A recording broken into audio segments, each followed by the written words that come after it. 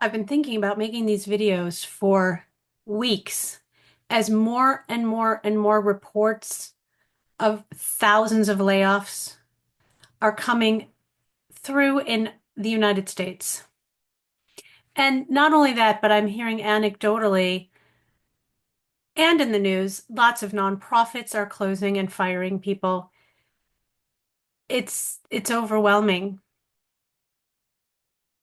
I'm Anne-Marie Segal. I'm an executive coach and a resume writer and a former attorney. I was an attorney for 15 years and I've been a coach for 10 years.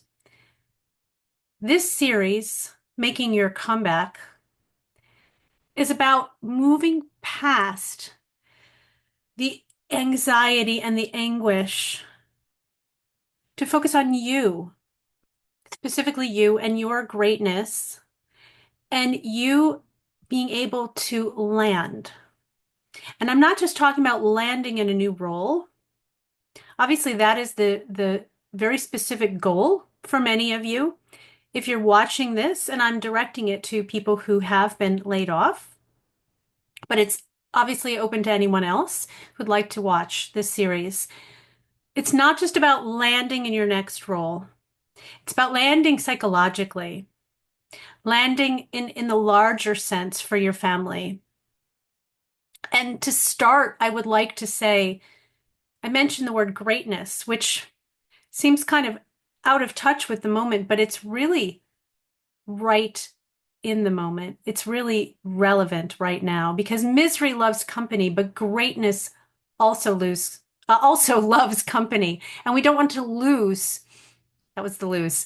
We don't want to lose sight of that. We don't want to lose sight of our greatness because when you receive that news, whether it's a form letter or otherwise, that you are no longer employed, it can send you into a tailspin.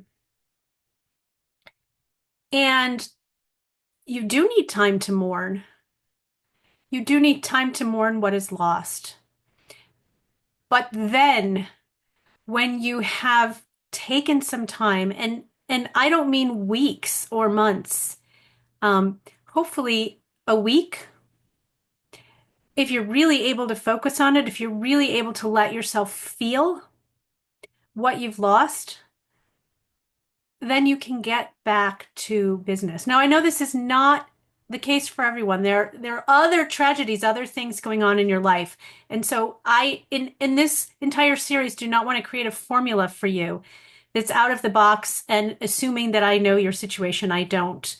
I will be speaking to the group, but with very specific focus on you. To the extent that something's relevant to you, please take it. And if it's not relevant to you, please leave it aside and use whatever resources are available to you. So greatness loves company. One of the first resources I suggest that you use is other people who are searching for their greatness, who are searching for a way to land and to be able to feel valuable in their inner self and to the outer world. Because our jobs can often be a large part of our identity. And the loss of that, especially if you feel like that role that you had was so specialized that you will never find it again. It can create a loss of identity. And I'd like to speak to that further in later videos. The idea of how to transition from one role to something completely different. But even if your transition is more straightforward, remember, you matter. What you contribute matters. And even if you're not able to contribute right now because you are licking your wounds, you matter. It's not as though the world is not seeing what's happening, and it is not as though each individual does not care. There are some people who don't care, but there are many, many good people who realize, wow, this is a historical moment. And they're not going to hold it against you. I mean, a lot of the problem with losing your job is this sense of shame.